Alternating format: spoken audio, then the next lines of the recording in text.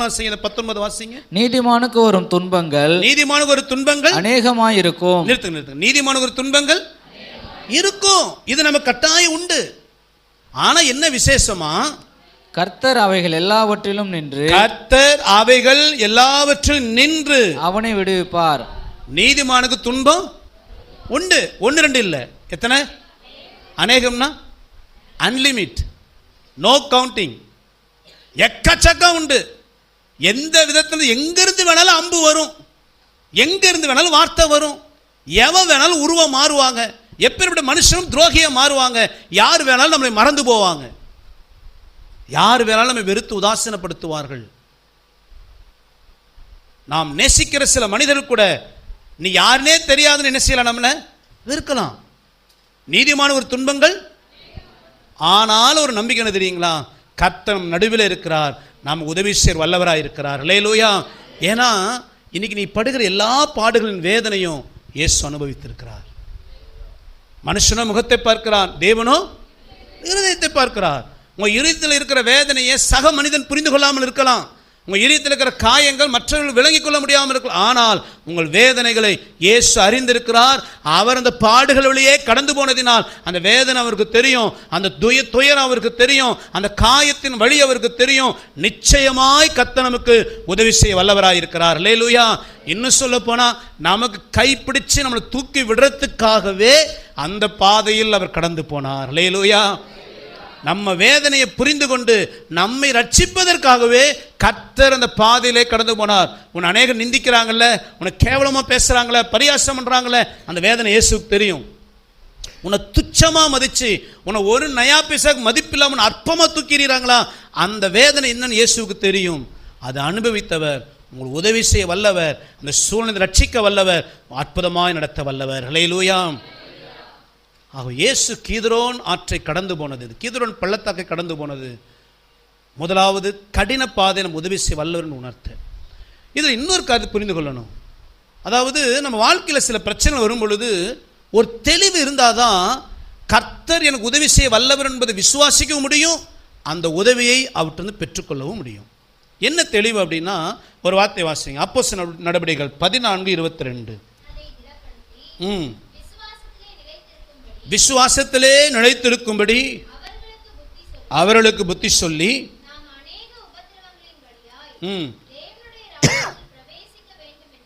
நாம் அநேக உபத்திரவங்களின் வழியாய் தேவராஜ்யத்தில் பிரவேசிக்க வேண்டும் என்று சொன்ன. தேவராஜ்யத்துக்குள் யாரெல்லாம் தகுதி பெற்றார்களோ அவங்க எல்லாம் எந்த பாதையில் வரணுமா, எந்த பாதையில் வரணுமா? அநேக உபத்திரவம். நமக்கு ஒரு ரூட் கர்த்தர் வச்சிருக்கிறாரு. பரலோகத்துக்கு போற ரூட் என்ன ரூட்னா, உபத்திரவங்களின் பாதை. இந்த பாதை ஸ்கிப் பண்ணிட்டு நம்ம பரலோகத்துக்கு வரவே முடியாது. முதல்ல நம்ம அதை புரிந்து கொள்ளணும். ரட்சிக்கப்பட்ட எனக்கு பரலோகத்தின் பாதை உண்டு, அந்த பாதையில என் தேவன் அனுமதித்திருப்பது உபத்திரவங்களின் வாழ்க்கை. என் வாழ்க்கையில தேவன் அநேக நெருக்கங்களின் பாதையை தான் வைத்திருக்கிறார். அது இல்லாம, பாடுகள் இல்லாம பரலோகத்துக்கு வரவே முடியாது. இது கர்த்தர் நமக்கு வச்சிருக்கிறது. ஒருவேளை பிரச்சனைகள்ல டிஃப்ரெண்ட் இருக்கலாம். சில பேருக்கு மனுஷரால் பிரச்சனை வரலாம், சில பேருக்கு பணம் பிரச்சனையா இருக்கலாம், சில பேருக்கு வியாதி பிரச்சனையா இருக்கலாம், சில பேருக்கு சொந்த குடும்பமே பிரச்சனையா இருக்கலாம். ஏதோ ஒரு விதத்தில் சில பிரச்சனை வரலாம். ஆனா பாடுகளின் பாதை நமக்கு நியமிக்கப்பட்டது. அல்லேலூயா. இன்னொரு வார்த்தை வாசிங்க, யோவான் 16:33. என்னிடத்தில் உங்களுக்கு சமாதானம் உண்டாயிருக்கும் பொருட்டு இவைகளை உங்களுக்கு சொன்னேன். உலகத்தில் உங்களுக்கு உபத்திரவம் உண்டு, உலகத்தில் உங்களுக்கு உபத்திரவம் உண்டு, ஆனாலும் திடன் கொள்ளுங்கள், ஆனாலும் திடன் கொள்ளுங்கள், நான் உலகத்தை ஜெயித்தேன் என்றார். எங்க உபத்திரம் உண்டா நமக்கு? அப்ப இந்த உலகத்தில் வாழ்ற வரைக்கும் நமக்கு போராட்டங்கள் உண்டு, இதில் எந்த மாற்றமும் இல்லை. இடுக்கத்தின் வாசல் வழியாகத்தான் நம்ம எங்க பிரவேசிக்கணுமா? ஜீவனுக்குள்ள பிரவேசி. அப்போ தேவன் நமக்கு வைத்திருக்கிற வாழ்க்கை பாடுகள் நிறைந்த வாழ்க்கைங்க. நம்ம சுற்றிலும் அநேக துரோகிகள் இருப்பார்கள், அநேக ஏமாற்றங்கள் வரும், வாழ்க்கையில் அநேக பிரச்சனை வரும், காரணமே இல்லாத அவமானங்கள், நிந்தைகள், போராட்டங்கள், இதெல்லாம் நம்ம வாழ்க்கையில் வரும்படி தான் கர்த்தர் அமைத்திருக்கிறார். இந்த பாதை நமக்கு என்ன விசேஷம்னா, உலகத்தில் உபத்திரவம் உண்டு, ஆகிலும் திடன் கொள்ளுங்கள், நான் இந்த உலகத்தை ஜெயித்தேன். அல்லேலூயா. இந்த உலகத்தில் பிரச்சனை இருந்தாலும் நமக்கு ஒரு தைரியம் இருக்குது. கர்த்தர் ஜெய கிறிஸ்து எனக்கு நிச்சயம் ஜெயம் தருவார். அல்லேலூயா. நீங்க எந்த சூழ்நிலைக்கு வந்திருந்தாலும் சரி, இன்றைக்கு கர்த்தர் இயேசு உங்களை பார்த்து சொல்லுகிறார், நீ சோர்ந்து போகாத. நீ கடந்து போகிற பாதையின் சகல வேதனைகளையும் நான் அனுபவித்திருக்கிறேன். நான் உதவி செய்வதற்கு வல்லவராயிருக்கிறேன். அல்லேலூயா. நீங்க மனுஷன் சொல்ல முடியாத பிரச்சனையா இருந்தாலும் சரி, மனுஷன்ட்ட ஷேர் பண்ண முடியாத வேதனையா இருந்தாலும் சரி, இன்னைக்கு ஆண்டவர் இயேசு உங்க எல்லா வேதனை நீக்கி உங்களை ஆறுதல் தர, உங்களை ஆற்றி தேற்ற உதவி செய்ய கர்த்தர் வல்லவர். அல்லேலூயா. அதுக்கு நாம என்ன செய்யணும்னா, இப்ப வாசிங்க எபிரேயர் 4:16 வாசிங்க. ஆதலால் நாம் இரக்கத்தை பெறவும் ஏற்ற சமயத்தில்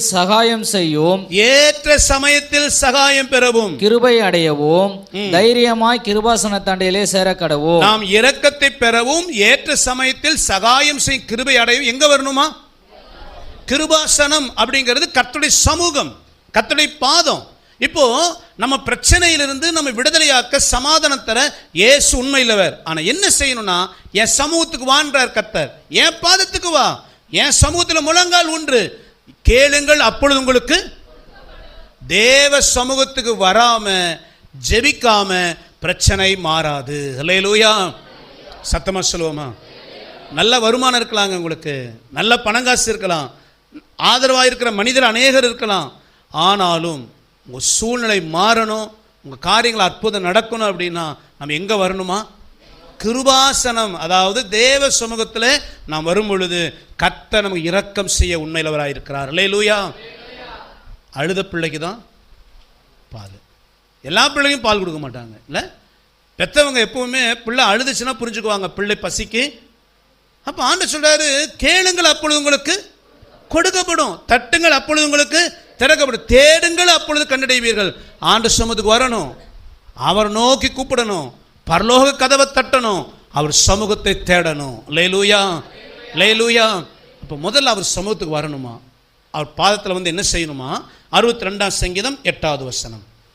ஜனங்களே எக்காலத்திலும் அவரை நம்புங்கள், ஜனங்களே எக்காலத்திலும் அவரை நம்புங்கள், அவர் சமூகத்தில் உங்கள் இருதயத்தை ஊற்றிவிடுங்கள்.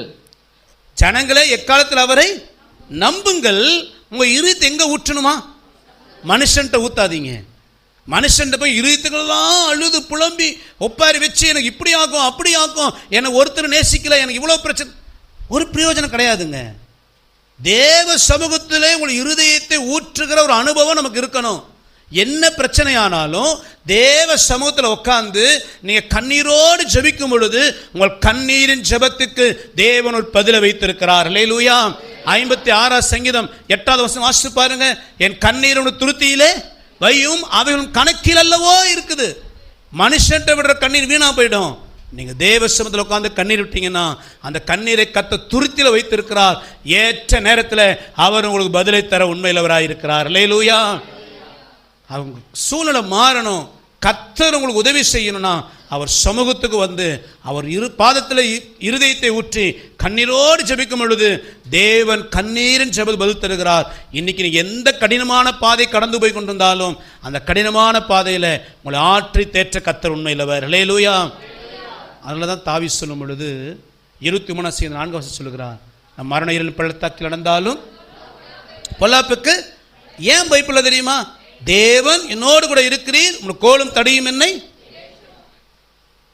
தாவீதுடைய விசுவாசம் என்னன்னா, என் வாழ்க்கையில் கடினமான பாதைகள் வரலாம், பொருளாதார நெருக்கடி வரலாம், குடும்பத்தில் போராட்டங்கள் வரலாம், அநேக மனிதர்கள் மூலமாக எனக்கு பிரச்சனை தீமைகள் வரலாம், ஆனாலும் கர்த்தர் என் கூட இருக்கிறார், அவர் கோலும் தடியும் என்னை தேற்றும். அல்லேலூயா. நம்முடைய ஆண்டவருக்கு நிறைய பேர் இருக்குதுங்க. அதில் ஒரு பெயர் சகல விதமான ஆறுதலின் தேவன். நம்ம எந்த சூழ்நிலை இருந்தாலும் நம்மை ஆற்றி தேற்ற கர்த்தர் உண்மையில் வேணும். காயப்படும் பொழுது, வேதனைப்படும் பொழுது, புலம்பும் பொழுது நம்மை மார்போடு அணைச்சி நம்மை ஆற்றி தேற்ற கர்த்தர் உண்மையில்லவர். அவர் பாதத்தில் வருகிற பிள்ளைகளை அவர் ஆற்றி தேற்றுகிறார். அல்லேலூயா.